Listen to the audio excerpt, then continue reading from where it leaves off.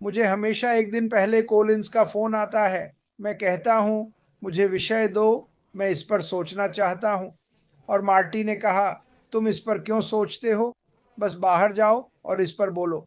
मैं सोचने लगता हूँ, ठीक है, मैं लोगों को कैसे उत्साहित करूँ, उन्हें बताऊँ कि यह कहीं नहीं जा रहा। किसी कारण से मुझे याद आया, जब मैं 12-13 साल का था, मैं वेट से वर्कआउट करना चाहता था। तो पापा ने मुझे एक सस्ता सेट खरीदा, शायद 60 पाउंड का, प्लास्टिक में ढके सीमेंट के वजन और एक कमजोर बेंच।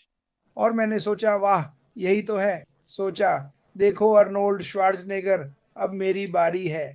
और मुझे याद है, मैं उस बेंच पर चढ़ा, शायद 20 पाउंड ज्यादा वजन के साथ, और मैंने किया, पर गिर पड़ा। अगले दिन जब उठा, सोचा, हे भगवान, मैंने अपने साथ क्या कर डाला। मैं अपनी बाहें हिला नहीं सकता था, सांस नहीं ले पा रहा था क्योंकि छाती में बहुत दर्द था। और मैंने सोचा कि मैं फिर कभी ऐसा नहीं करूंगा। और मुझे लगा कि उस समय का मंत्र था, नो पेन नो गेन। याद है वो? मुझे पता है आप सबको याद होगा। और मैं इस बारे में सोचने लगा, हर नई शुरुआत में दर्द होता है, चाहे नौकरी हो या कठिन लोग। आपका अहंकार या मांसपेशियां दुख सकती हैं, पर यह जीवन का हिस्सा है। ऐश मिफारा ने इस नो पेन नो गेन को पूरी तरह अपनाया।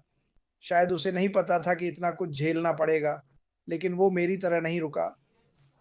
मैंने समझ लिया कि मुझे दर्द होगा, ये दर्द देगा, मैं करूंगा, मैं एक दिन और इंतजार करूंगा, और फिर से करूंगा। मैंने ये किया और करता रहा, जब तक मैं 39 साल का नहीं हो गया, क्योंकि मैंने आईने में देखा कि व्यायाम करने से मुझ पर क्या असर हो रहा था। हाँ, आज मैं थोड़ा झुका हुआ हूँ, क्योंकि मैं काफ़ी बूढ़ा हो गया हूँ। मैं माइक एलिस जितना अच्छा नहीं दिखता, पर मैं कोशिश तो करूँगा। लेकिन ऐश ने यही देखा। मुझे लगता है ऐश ने आईने में देखा और सोचा, पता है क्या, दर्द होगा, गलतियाँ होंगी, पर मुझे बस चलते रहना है। वह आईने से परे देख रहा था। वह आईने में देख रहा है। वह वास्तव में अपने पीछे देख रहा है। और उसने जो देखा, वो था कि मैं यह कर सकता हूँ। उसके दिमाग में विचार आए कि वह वास्तव में क्या करना चाहता था, और उसने कभी हार नहीं मानी। हम जानते हैं कि कुछ लोग आपको तुरंत नीचा दिखाएंगे, दोस्त, परिवार भी, और आमतौर पर लोगों के साथ ऐसा ही होता है। तुम जानते हो क्रिस, क्या तुम पागल हो? तुम क्यों करोगे? मैंने अपनी पूरी जिंदगी में यही सुना है, क्योंकि मेरे पास हमेशा पागल आइडिया थे। मैं ये करूंगा, मैं इसे कर दूंगा। नहीं नहीं, फिर सोचता हूँ, शायद न करूं। ऐश बफारा ने किसी की नहीं सुनी। वो कहता रहा, मैं यह करूंगा, ये जरूरी है, इस कंपनी की दुनिया को जरूरत है, बिल्कुल। हर न्यूज में यह दिखता है, जरूरी है। हर अखबार में यह दिखता है, जरूरी है। संघर्ष, पैसे नहीं, 100 साल से लोगों को साफ पानी नहीं। हर देश में लोग हैं, इसलिए जरूरी है। मार्टी ने कहा, कुछ पुराने टेक भाई हैं, एक माँ नहीं, पर एक जैसे हैं। सब अपने समाज परिवार के लिए चाहते हैं। क्या आप इतिहास में नहीं चाहते? मैंने मदद की। मैंने अफ्रीका के बड़े हिस्से की मदद की। मैंने पीएनजी के बड़े हिस्से की मदद की। नहीं नहीं, ओह हाँ, 7वीं में मैंने ग्रैंड स्लैम मारा। मैं उस दिन का हीरो था। मैं जीवन भर हीरो बनना चाहता हूँ। यह अच्छा जीवन मंत्र है। ऐश कभी नहीं कहेगा कि वो हीरो है। मुझे लगता है वो हीरो है। वो कभी नहीं कहेगा, क्योंकि वो ऐसा ही है। वो विनम्र है। वो एक विनम्र इंसान है। ऐसे सीईओ बहुत कम हैं। ये आदमी कई लोगों से जुड़ता है। वो कर सकते हैं, बात करते हैं, जानते हैं समस्याएं हैं, मदद करते हैं। ये कुछ ऐसा है जिस पर हम भविष्य में चर्चा करेंगे, और मैं इसके लिए उत्सुक हूं। लेकिन वास्तव में बाहर सब कुछ बस एक बड़ा मौका है। मैंने इस कंपनी को कभी मौके के रूप में नहीं देखा, मैंने इसे एक खूबसूरत चीज के रूप में देखा।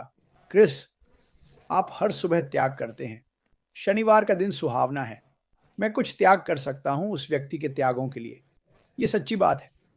जब आपने पूछा, क्रिस, हमें अभी मछली पकड़नी चाहिए, आज मुझे कुछ ज्यादा जरूरी काम है, हम वो बाद में कर सकते हैं, बाद में वो सब करने का समय मिलेगा, ये ज्यादा महत्वपूर्ण है। एक और विचार, मेरी और ऐश की राय में, मैं बाद में कर सकता हूं, ये अधिक महत्वपूर्ण है। ये अधिक महत्वपूर्ण है। मैं रेड के प्रश्नोत्तर सुन रहा था, जहां समय सीमा पर सवाल उठा। इसमें 1 साल लगेगा और मैं इस बात को दोहराना चाहता हूं। ऐश पिफारा ने इस टीम को पाया और उन्होंने समझाया पिछले 5 या 6 महीनों में, शायद 1 या 2 वेबिनार में, कि जो काम पहले मिलता था उसे करने में 6-7 महीने लगते थे, महीने लगते, ये लोग वो 2 हफ्ते में बेहतर और तेज कर रहे हैं, किसी की आलोचना किए बिना। वे ज्यादा अनुभवी हैं, ज्यादा जानकार हैं, वे सबसे बड़ी कंपनियों से आए हैं और ऐश पिफारा की मदद करने यहाँ हैं। उन्हें पसंद है जो वह कर रहा है। ज्यादातर लोग कंपनी में आकर पूछते हैं, तो आप क्या करेंगे? आप हमें पैसा दिलाएंगे, पर आपको पहचान नहीं मिलेगी। मुझे नहीं लगता ये लोग पहचाने जाना चाहते हैं। वे समझते हैं कि यह कंपनी उनके परिवारों और दूसरों की मदद करेगी। इसके बारे में सोचिए, आज की दुनिया में कौन वाकई किसी की मदद कर रहा है? मुझे पता है सरकारें तो नहीं कर रही, ये तो पक्का है। 1 मिनट के लिए इस पर विचार करें।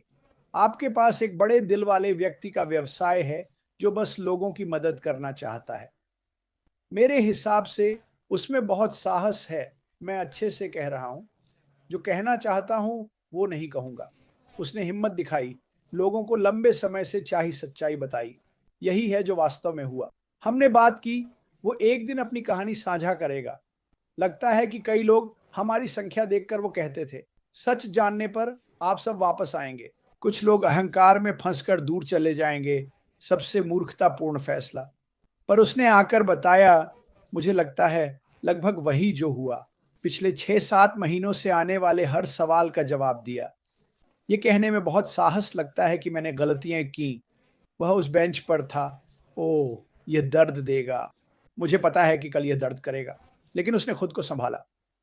उसने इसे समझ लिया। जब यह शुरू हुआ तभी उसने समझ लिया, बता दूं। लेकिन वो कुछ अलग करना चाहते थे। वो अलग राह पर चले, पर किसी को बताना नहीं चाहते थे, क्योंकि वो नहीं जानते थे कि आगे क्या होगा, बाकी चीजों को देखते हुए। और मैं माइक से सहमत हूं। दरवाजा बंद करो। मैं दुनिया भर के लोगों के साथ दुनिया बदलने आया हूं।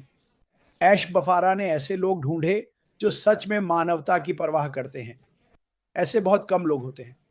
ज्यादातर लोग सिर्फ अपने बारे में सोचते हैं। हम हमेशा कहते रहते हैं, नहीं नहीं नहीं। मैं चाहता हूं कि आप अपना टैंक और जेब भरें, पर बाहर जाकर लोगों की मदद भी करें। मैं कहता हूं, मैं कहीं और नहीं होना चाहूंगा। अभी ऑनलाइन बहुत कुछ है जो आप कर सकते हैं। मैं आपको बता दूं, आप असफल होंगे, ये एक तथ्य है। मैं इसे आप सभी से जानता हूं। ये सच है, आप असफल होंगे। आप RS 20,000 लगाएंगे, शायद RS 5 कमाएं। अगर ज्यादा कमाते हैं तो बहुत अच्छा, पर आपको मेहनत करते रहना होगा। आपको कॉल करते रहना होगा, यहाँ और प्रोडक्ट खरीदें, ये वो आजमाएं, फिर पता चलेगा। RS 1,000 कर्ज सिर्फ RS से 100 कमाए, ये बिल्कुल अलग है। लोग अभी भी कहते हैं ये MLM है। नहीं, इसका MLM से कोई लेना देना नहीं। ये समानता है, सब मिलकर काम कर रहे हैं। तो हाँ, नकारात्मकता को बाहर करो। भूल जाओ कि हमने गलतियां की। गलतियां याद रखो, पर उनसे सीखो। ऐश ने यह कई बार कहा है। उन्होंने कहा, मैंने अपनी गलतियों से सीखा। उन्होंने विश्वास और अपने बड़े दिल की बात की। शायद उनके बड़े दिल ने गलत लोगों पर भरोसा किया। वे इसे स्वीकार करते हैं। बहुत कम लोग ऐसा कर सकते हैं। बहुत कम लोग वास्तव में अपनी गलती मान सकते हैं। इस बारे में सोचिए, कितनी बार आपने काम पर गलती की और सोचा, अरे बाप रे, काश किसी ने नहीं देखा हो, मैं किसी को नहीं बताऊंगा। उसने ऐसा नहीं सोचा। उसने कहा, मैंने गलतियां की, पर उनसे सीखा, जो हम सबके लिए एक नई दिशा बन गई। आपको पूरी जिंदगी त्याग करने पड़ते हैं, चाहे आप जाने या न जाने। आप अपने बच्चों के लिए त्याग करते हैं। वे अच्छे कॉलेज में जाना चाहते हैं। आप 10 साल और काम करेंगे। ऐसा लगता है कि मैं हर रोज यही सुनता हूं। माइक ने पैसे खत्म होने और अपनी उम्र में फिर काम पर लौटने की बात कही। मैं उसका मजाक नहीं उड़ा रहा जैसा वह सोचता है, पर यह अच्छा है। इसके लिए बहुत सम्मान है। ऐश बफारा ने हार नहीं मानी। माइक एलिस ने हार नहीं मानी। आप सभी ने हार नहीं मानी, क्योंकि आप इस कंपनी में विश्वास करते हैं। मैं बस यह कहना चाहता हूं कि यह कंपनी सिर्फ गंजे लोगों के लिए नहीं थी। मैं यहाँ बालों वालों में से एक हूं, और हम इस परिवार में मजे करते हैं। हम यही करते हैं। हम एक दूसरे को चिढ़ाते हैं, हम एक दूसरे से मजाक करते हैं। क्यों? क्योंकि हमने दुनिया भर के लोगों को जाना। वास्तव में यही सब कुछ है। आपको मजा करना चाहिए। जल्द ही हम मजे करेंगे और मुनाफा कमाएंगे। इसे देख लीजिए। बस इतना ही करना है। वापस आप पर कोलिंस